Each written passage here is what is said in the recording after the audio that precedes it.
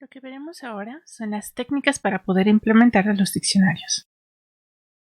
La primera técnica con la que vamos a trabajar es de hecho la más sencilla y se le conoce como dispersión abierta. Se habla de dispersión abierta, o en inglés open hashing o separate chaining, cuando los valores no serán almacenados dentro del arreglo correspondiente a la tabla, sino en estructuras adjuntas. De hecho, el primer diagrama que veíamos tiene precisamente la forma como ya preparada de una estructura abierta. Observen que la llave se encuentra en el arreglo y los datos estaban, pues aquí de hecho se ven aparte. Sin embargo, aquí vamos a ver que es un poquito más notorio todavía. Bueno, entonces el diccionario se va a programar como un arreglo de estructuras. Observemos entonces que aquí arriba dice arreglo de listas, porque es exactamente el que nosotros vamos a utilizar, pero no es el único. Entonces la idea aquí es que el índice de cada casilla corresponde al código de dispersión de la llave y todos los objetos cuya llave sea mapeada a ese código son almacenados en la estructura. Entonces observen que aquí sí ya estamos asumiendo que va a haber colisiones y lo que estamos viendo es cómo vamos a guardar los datos aún en presencia de colisiones. Ahora, ejemplos de estructuras para los valores pueden ser una lista que reciba los pares llave y valor. Podríamos ponerlos también en árboles. En particular puede ser en árboles ordenados, donde el elemento para decidir el orden sea precisamente la llave, o inclusive existen versiones en las que se utilizan arreglos donde los datos están ordenados. Bueno, vemos entonces otra vez una versión del ejemplo que teníamos inicialmente, pero ahora ya ilustrando los casos en los que ocurren colisiones. Entonces tenemos aquí 5 elementos, algunos de los cuales son mapeados a los mismos valores, ¿no? Estos dos aquí están repetidos. Entonces, lo que vamos a hacer es, realmente ahora lo que guardamos en el arreglo va a ser el apuntador, en este caso, por ejemplo, a la lista. Y en la lista tenemos que cada nodo o cada elemento tiene la llave, notoriamente, que es, por ejemplo, aquí si estamos buscando a Lucero, bueno, tenemos que buscar en la posición número 0 y tenemos que ver si es el primer registro con el que nos encontramos. Después de eso, bueno, dentro de esta misma lista o nodo de lista, tendríamos los datos asociados a esa llave. Observen aquí también la nota que les mencionaba cuando vayamos como a programar listas. Vimos la estructura general de tener un dato, un elemento y después la referencia al siguiente elemento. Entonces aquí vemos un caso en el que pues el dato incluso podría ser un objeto que contiene llave y valores, o podrían hacer ustedes una implementación específica para utilizar aquí, y entonces cada nodo tendría que tener una llave y tendría que tener un objeto registro para todos los demás valores que quieran tener asociados, y además tendría que tener la referencia al elemento o nodo siguiente. Realmente aquí ustedes ya pueden jugar con varias combinaciones y ver cuál es la que más les conviene. Ahora, el siguiente elemento que teníamos aquí es el caso en el que dos llaves colisionaron en el mismo índice. Entonces observen cómo, por ejemplo, al intentar buscar a Pedro o insertar a Pedro, lo que haríamos sería buscar en el índice 0 de este arreglo de referencias a elementos o nodos. Y el primer elemento que encontraríamos pues tiene otra llave, que es Lucero. Entonces tendríamos, si estamos insertando, pues tendríamos que buscar el siguiente espacio vacío para poder crear ahí nuestro nuevo nodo.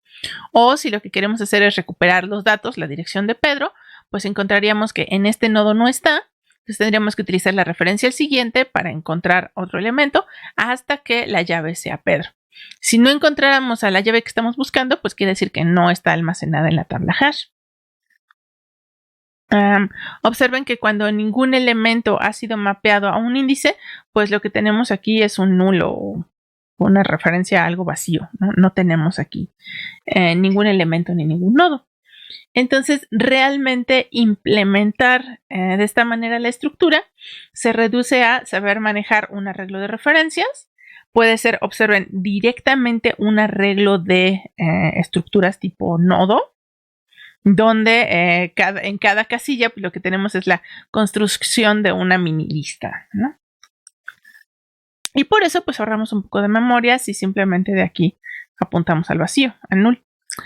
Otra forma un poco más elaborada podría ser que esto sea realmente un arreglo de listas, tener listas vacías a las cuales se les agregan y se les quitan cosas, aunque gastan un poco más de memoria. Entonces, insisto, si se fijan, ustedes ya tienen las técnicas para implementar cualquiera de esas variantes y ahora se trata de combinar esas técnicas y ver qué es lo que más les conviene dependiendo de dónde vayan a utilizar su tabla de dispersión.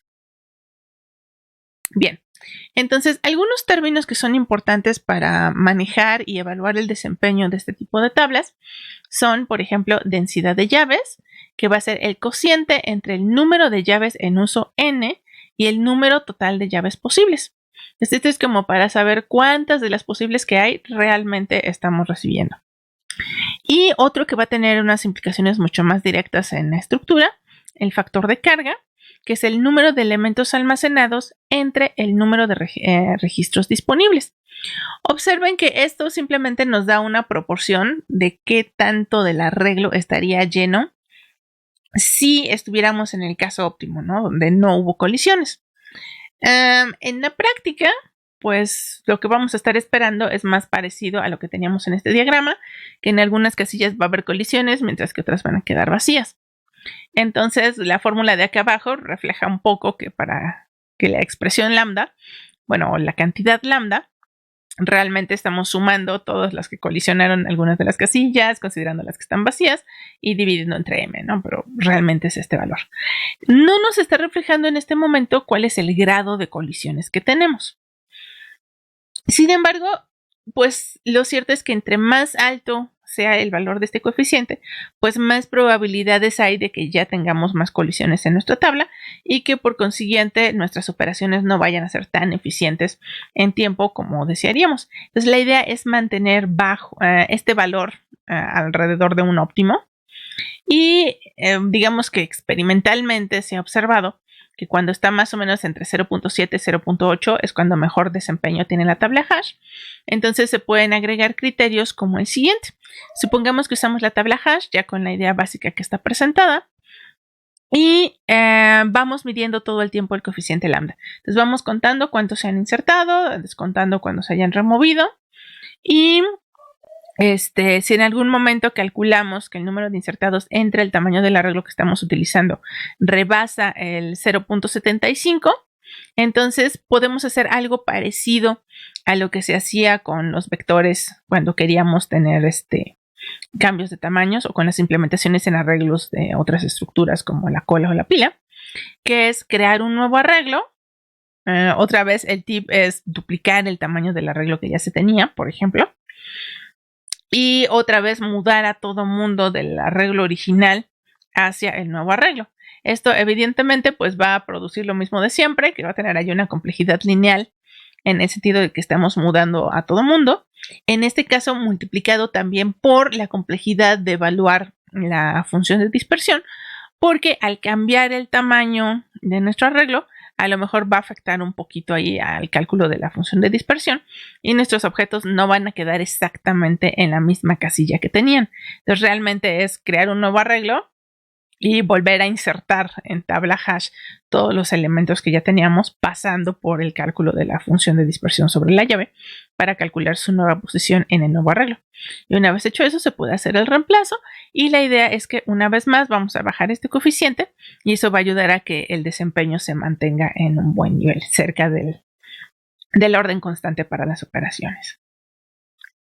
Bueno, entonces la meta es precisamente mantenernos en orden constante, pero si consideramos las colisiones, lo peor que nos puede pasar es que, las inserciones podríamos mantenerlas en orden 1 si no somos muy estrictos con el orden y permitimos insertar luego en la primera posición, ¿no? En la cabeza de la lista, por así decirlo.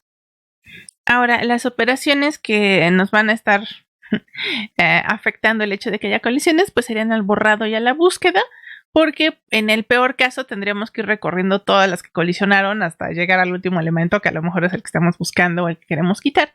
Y entonces vamos a tener una complejidad O grande de mu, donde mu sería precisamente el máximo número de colisiones que ocurrieron en la llave.